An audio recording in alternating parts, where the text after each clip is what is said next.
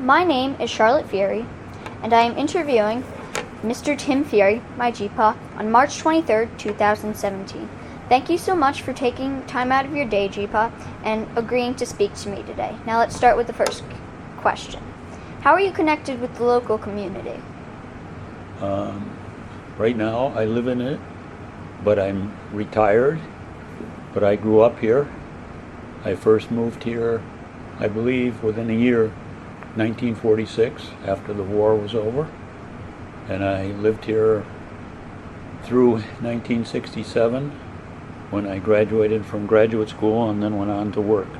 And then I came back and retired in 2006 here. Okay. So my second question is, do you have any experiences that involve Otsego Lake? Sure. Would you like to hear some of them? Sure. I've made a couple of notes here just so in case I forget. When I was a kid, I remember going with my parents and some of their friends and other kids to Feury Springs for picnics. Mm-hmm. I should back up a second.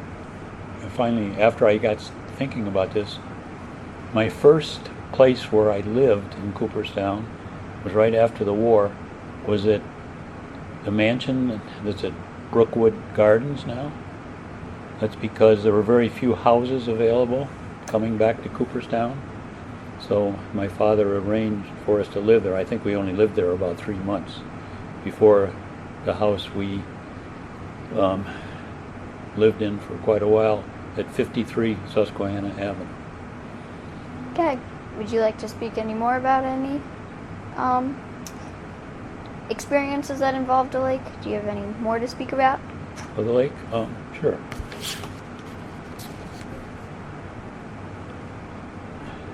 I have, I'm sure when I was a kid I rode probably with my parents driving on the lake. People used to drive on the lake during the wintertime. Like when it was frozen? When it was frozen, yes, when it was frozen over, not in a boat, in a car.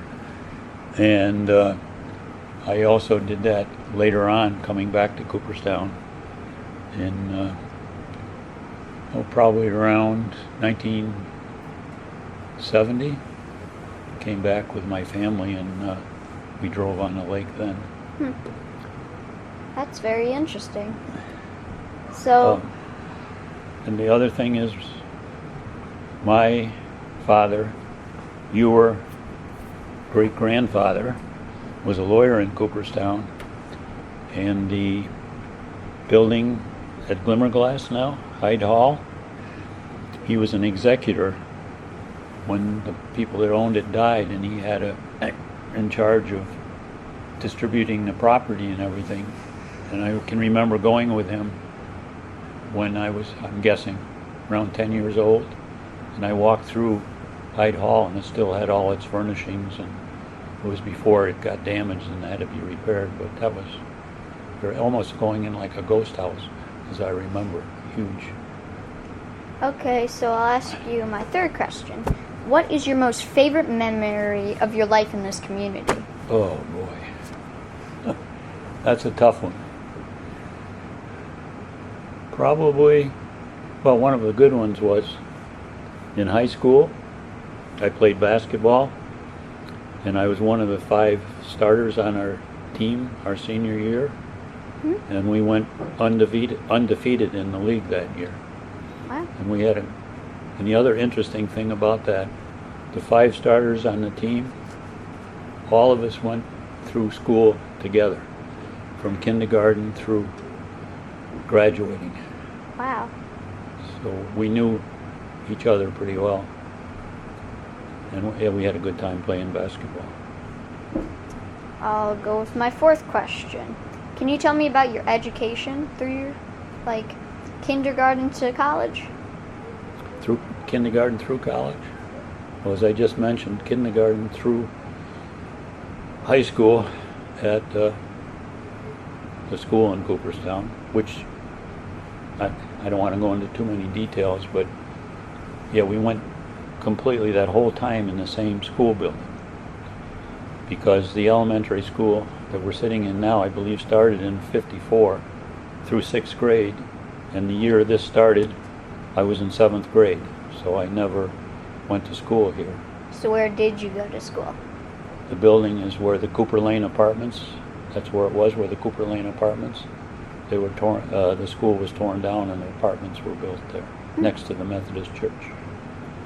Okay, let's go with my 5th question. Where did you work when you were growing up in Cooperstown? Where did I work?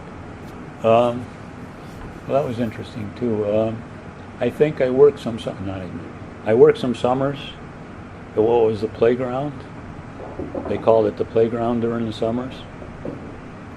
And what it was is a bus, I don't remember where, I think at the school, picked up kids in the morning and they were bused up to 3 Mile Point to go swimming. And I was sort of like a counselor, just watching the kids swim. I wasn't teaching them because I was not a good swimmer, but I went along. And then in the afternoons, we had what we called playground on Doubleday Field. And there would be like probably the older kids were playing baseball on the infield. And then maybe one of the right field, maybe there was a game for the younger kids. And then the rest of the field were different playground activities. Oh, there were also, between Doubleday Field now and Main Street, where the batting range is, they used to have all kinds of swings in there and play things for kids to play on, so we did that. And then when I got in high school, I think the last 2 years I was in high school, I worked at the Hall of Fame summers.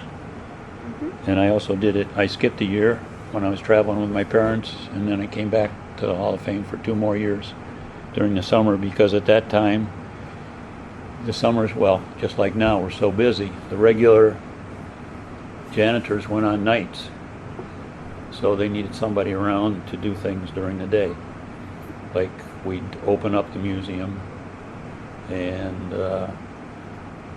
there was a souvenir shop in there, much smaller than the one in there now, and we made sure that was stocked, and just make sure that whatever happened during the day, or we had to clean up something here or there. I can remember then, before air conditioning, they had windows, and it got real hot out in the summer. We had to go around and open all the windows.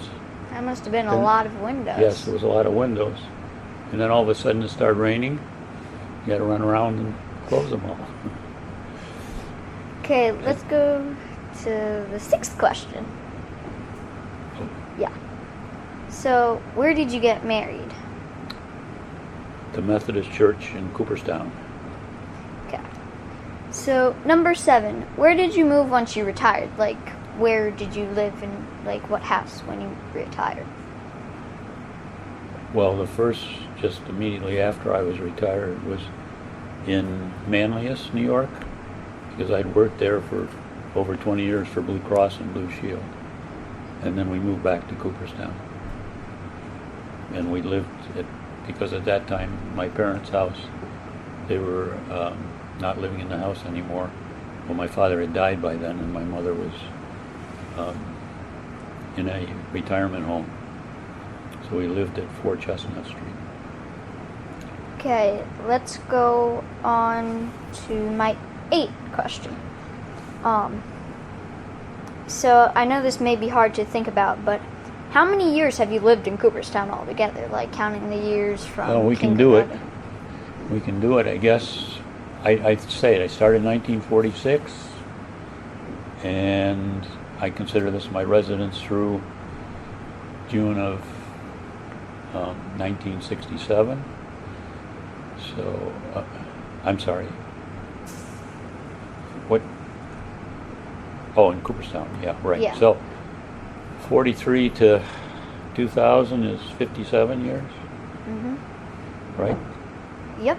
And then to, I lost my train of thought here.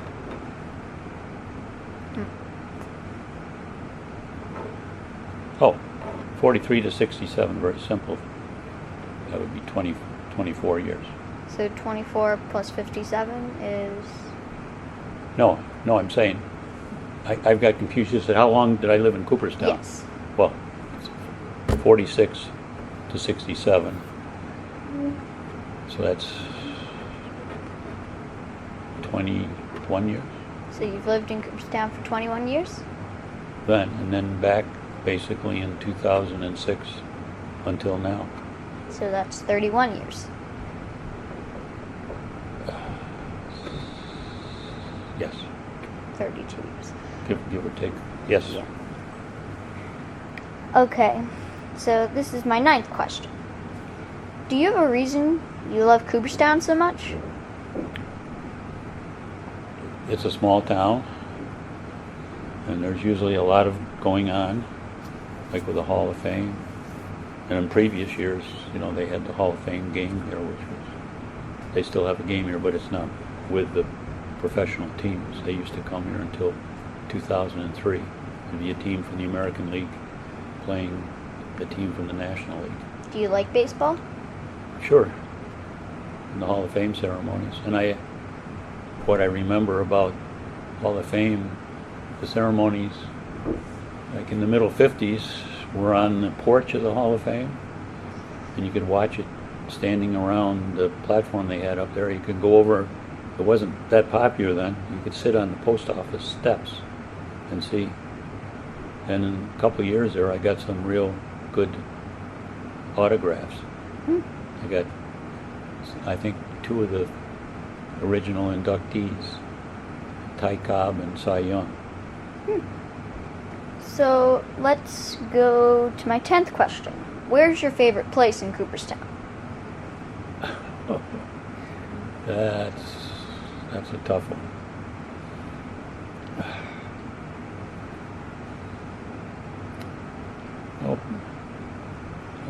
Well, right.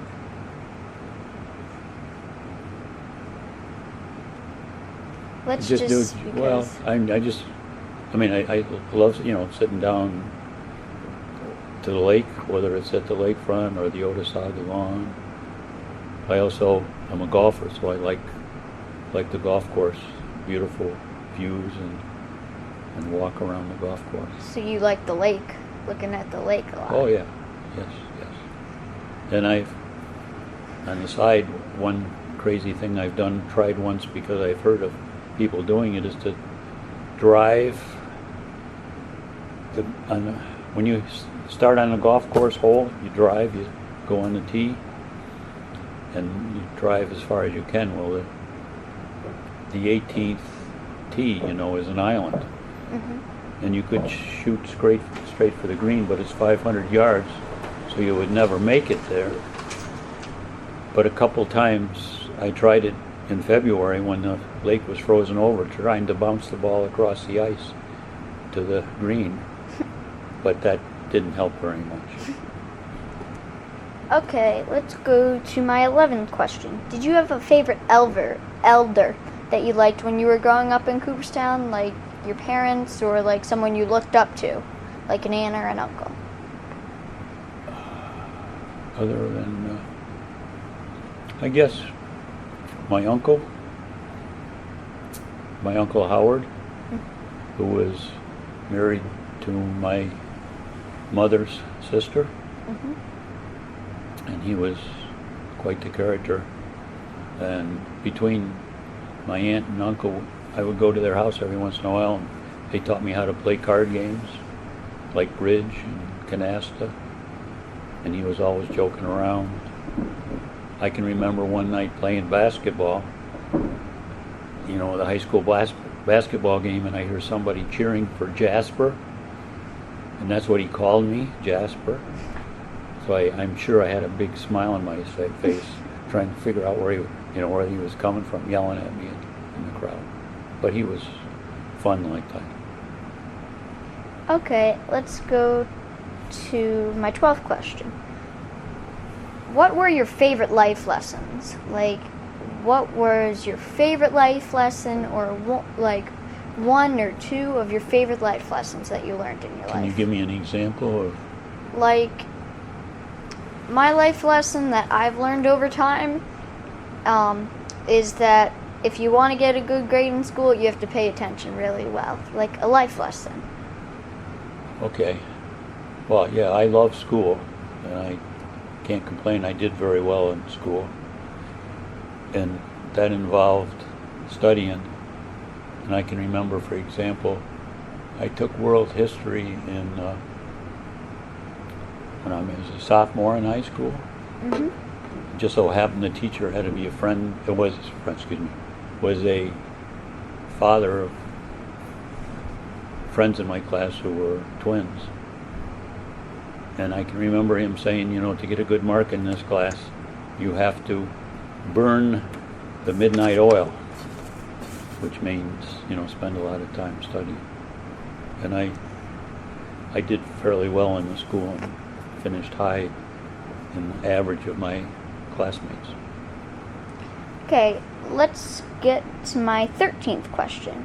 What did you do for entertainment when you were growing up? Like, did you play, what type of games, or what did you do outside? Stuff like that. Okay, that's an easy one. I lived on 53 Susquehanna Avenue, and behind my house was an open field owned by the people that lived on Pioneer Street, and they were very nice to kids. And in our neighborhood, we played out in that lot all year round. We'd be playing, softball in the spring, and playing, then turn in the summer, be playing football there, go out there in the wintertime and snowball fights, and all the kids in the neighborhood played. It didn't matter, what the age was. We could always fit them into the game doing something that they could handle. And what was the other part of that I was thinking? So, what did you do for entertainment when you were growing up? Okay, and then we had the gym, the Clark gym. When I was growing up, was next to the park. It's now... Which park? Cooper Park, I'm sorry. Oh. The building right on the park is the old gym. And there used to be... That was not connected to the Hall of Fame now, but then they built the connection. If you go look, you can see the connection between the building on the corner and the rest of the Hall of Fame. In fact, I think when I was a kid, the original Hall of Fame there was a middle building, and then they had added an addition in the middle, and then they put an addition next to where the general store is now. Mm-hmm. And then the final addition was they connected the gym into it, so it's grown quite a bit over the years. And the boys' day at the gym at that point in time was Tuesdays, Thursdays, and Saturdays. And we would, but it closed, the gym closed from 5 o'clock to 7 o'clock. So we'd go from school, play there afternoon, eat dinner, and go back and play at night. So, as we're coming to the end of our time together, I just have 2 more questions. So, my first one out of my 2 questions are, what words of wisdom or advice would you give to young people today in Cooperstown? Well, just first, generally, do well in school and take part in all the activities that are out there. There are a lot of them with the Farmers Museum and the Fenimore Art Museum, the Hall of Fame. As I understand, you're already into that. So, and I worked there a couple of years. That was interesting. And just take advantage of the small town, the lake, go swimming, boating, and there's all kinds of hikes through the woods. And there are a lot of interesting people to talk to too. Okay, so my second out of my 2 questions is there anything else that you would like us to know about your life growing up in this community? Like anything special you were planning to talk about? I scribbled a couple things down. I think we've I would like to go back to one of the questions we were talking about. Did you say what my education was? Yes. I think I stopped in high school. And I forgot to mention that I went on to college. I went to St. Lawrence University, which is in Canton, New York, way up north of Syracuse. It's about 20 miles from the Canadian border. And got my bachelor's degree with my degree in mathematics. And then I went 2 years and I got my master's degree at the University of Chicago, in Chicago, which was interesting. Okay. Is there anything else you want to talk about? No, I don't think so. Let me just look. I guess the other thing, when we're probably talking about schools, I just like to mention that kindergarten through, well, I don't know about kindergarten, sometime during school through 11th grade, if we had perfect attendance for a quarter of the school year, we could get down to Augers, which was the bookstore right next to the flagpole, and pick out a paperback book of our choice. But then that ended when I was in 11th grade and 12th grade. They started the Clark scholarships. And in that first year they did it, they gave out 2 scholarships. Did you ever get one? I got one of the 2. I got one of the first 2 scholarships that were given out by the Clark Foundation, which was very nice. Okay. So now that it's like time to end, I want to thank you again for coming and speaking today to me. Your amazing stories will go down in great history, and all kids will listen to them, and they'll go down in great history. Thank you. I appreciate it, and I appreciate getting asked to come here. Thank you. And I like the interviewer.